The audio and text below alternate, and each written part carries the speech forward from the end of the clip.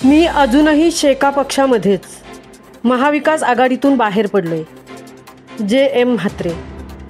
महाविकास आघाडीचा धर्म घटक पक्षांनी आघाडी धर्म पाळला नाही, त्यामुळे उरणसह रायगडमधील शेकापच्या 4 सीट पडल्या. आम्ही पक्षाच्या उमेदवाराविरोधी लढलो नाही, त्यामुळे गद्दार नाही. 74 वर्षाच्या आयुष्यात आतापर्यंत शेकापबरोबर एकनिष्ठ राहिलो. अनेक वर्ष मी शेकाप कार्यकर्ता म्हणून काम केले. 47 वर्ष माझा उद्योगधंदा सचोटीने केला. शेतकरी आंदोलनात सहभाग घेतल्याने पोलिसांचा मार खावा लागला. अनेक विकास कामे केली. जनतेची लढाई प्रामाणिक राहून लढलो. मात्र आता काही जण आम्हाला विचारात न घेता शेकापच्या मीटिंगला सुद्धा बोलावत नाहीत. मी उद्या माझ्या कार्यकर्त्यांची मीटिंग घेऊन सर्वानुमते जो निर्णय होईल तो निर्णय मी जाहीर करीन, असे उद्गार शेका पक्षाचे नेते पनवेलचे माजी नगराध्यक्ष जे.एम. म्हात्रे यांनी जाहीर केले. पनवेलमधील मार्केट यार्डमधील त्यांच्या कार्यालयात त्यांनी ही घोषणा केली. यावेळी पत्रकारांनी विचारलेल्या अनेक प्रश्नांना त्यांनी समर्पक उत्तरे दिली.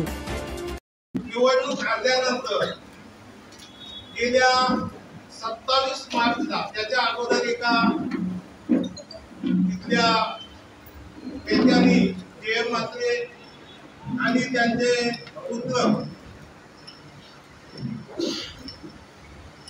शेका पक्ष सोडून बीजेपीत जात आहे, ही त्यांनी पत्रकार बंधूंजवळ कुठेतरी माझ्याविषयी वाच्यता केल्यानंतर मी 27 तारखेला 27 मार्चला पक्ष कार्यालयात पनवेलच्या एक मीटिंग बोलावली. 3 तालुक्याच्या कार्यकर्त्यांची नेते मंडळींची, आणि त्याच्यामध्ये मी सांगितलं, बाबा या अशा पद्धतीने माझ्या नावाने जी काय उलट चर्चा होते, त्या चर्चेला मी आज आपल्या समोर माझे मुद्दे मांडत आहे. मी आमच्या कार्यकर्त्यांसमोर माझे मुद्दे सांगितले की आपण या महाविकास आघाडीतून बाहेर पडूया. कारण आपल्याला गेल्या जयंतबाईंच्या एमएलसीच्या निवडणुकीमध्ये शिवसेनेने उमेदवार उभा करून, जी बिनविरोध निवडणूक होणार होती, तिला उमेदवार उभा करून आमच्या राज्य चिटणीस मंडळाच्या नेत्याला त्यांनी प्रथम एक दणका दिला. त्यांना त्या निवडणुकीमध्ये हात पत्करावा लागला. त्याच्यानंतर मग निवडणुका लागल्यानंतर टोटल राज्यामध्ये आम्हाला 6 सीट दिल्या. त्याच्यामध्ये 5 सीटमध्ये त्यांनी शिवसेनेने आमच्या अपोजिट सर्व उमेदवार उभे केले. यामुळे एकच झालं का, आमचा सांगोल्याचा एक शिलेदार निवडून आले. रायगडमध्ये आमचे जे 4 उभे होते ते 4 पडले. एक मला वाटते विदर्भामध्ये होते, काय त्याचं नाव माझ्या आता लक्षात येत नाही, ते सुद्धा पडले.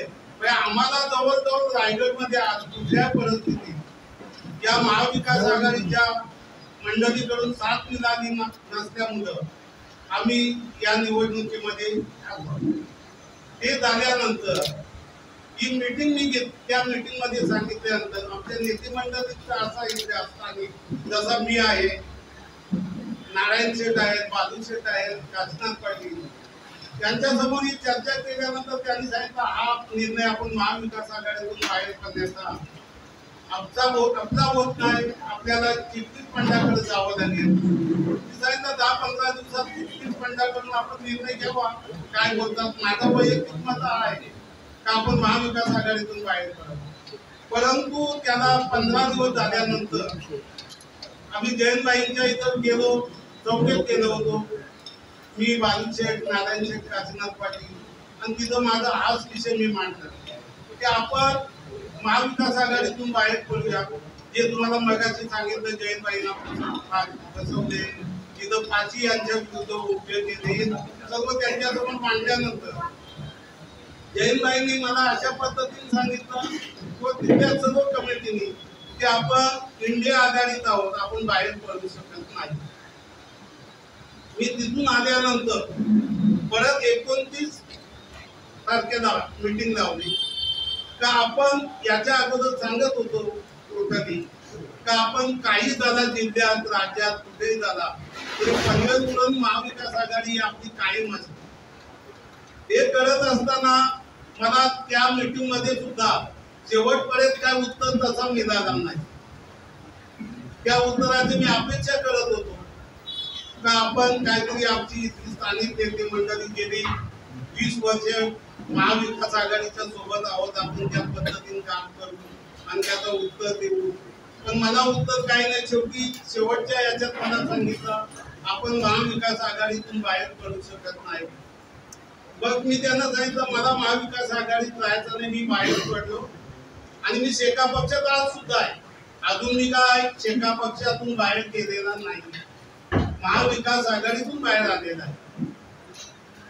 आजच्या दिवसाला तुम्हाला बोलवण्याचं कारण हेच आहे का उलट सुलट चर्चा चालू असते ते तुमच्या कानावर जावं, त्याच्याकरता मी आज आपल्या मंडळींना बोलवले. मी जवळजवळ 47 वर्ष शेतकरी कामगार पक्षात काम करतो. त्यावेळेस मग आमचे नेते दुर्गा पाटील असतील, दत्तू शेठ असतील, गणपतराव देशमुख, हे सर्व मंडळी ज्यांची नावं तुम्हाला सांगितलं, एम.डी. पाटील, दत्ता पाटील, कधी लक्षात राहत नाही. आता माझा 74 त्याच्यामुळे थोडीशी हे कमी पडतो. असे सर्व मीनाक्षीताई, प्रभाकर पाटील, मोहन पाटील, आमचे या भागातले जनार्दन भगत, विराजी गारकर, दीपक शेठ, वाजेकर अनेक, आणि मी स्वतः या 84 आणि 81च्या आंदोलनात काम केलं. 81च्या आंदोलनामध्ये माझा फोटो आहे, त्याच्यात मी मार खाल्लेला आहे यासाठी. ती केस सुद्धा झाली होती. आज सुद्धा मी आपण सर्व पत्रकार आणि मीडिया प्रेसमध्ये आहात, तुम्हाला कल्पना आहे ही नावं सहजासहजी येत नाही. काम केल्याशिवाय कोणाची पुस्तकामध्ये नावं छापली जात नाही. तो माझा फोटो सुद्धा आहे, तुम्हाला पाहिजे तर मी कधी देऊ शकतो. आमच्या उरण पनवेलच्या, आता आपण सर्व उरण पनवेलवालेच आहात, सर्व ते त्या नवी मुंबईमध्ये तुम्हाला माहिती आहे. आणि आता सुद्धा आमचे समजा त्या भागातील नाही म्हटलं तरी आत्माराम शेठ, रघुनाथ शेठ, दशरथ शेठ, साखरे शेठ अनेक मंडळी अशी की त्यांच्यासोबत मी काम केलं आहे. आणि आज सुद्धा आमचे नेते आहेत, जयंत पाटील आहे, बालू शेठ आहे, नारायण शेठ आहेत, काशीनाथ पाटील आहेत, ते गव्हाण भागातील आमचे रघुनाथ शेठ आहे, पांडू मामा आहे, अर्चन सिंग आहे, कांटिले आहेत, आरिफ पटेल, कित्येक मंडळी आहेत. त्यांच्यासोबत प्रामाणिकपणे काम केलं. म्हणून आज म्हणजे पक्षामध्ये एक कार्यकर्ता मी नेता मानत नाही. लोक मला समज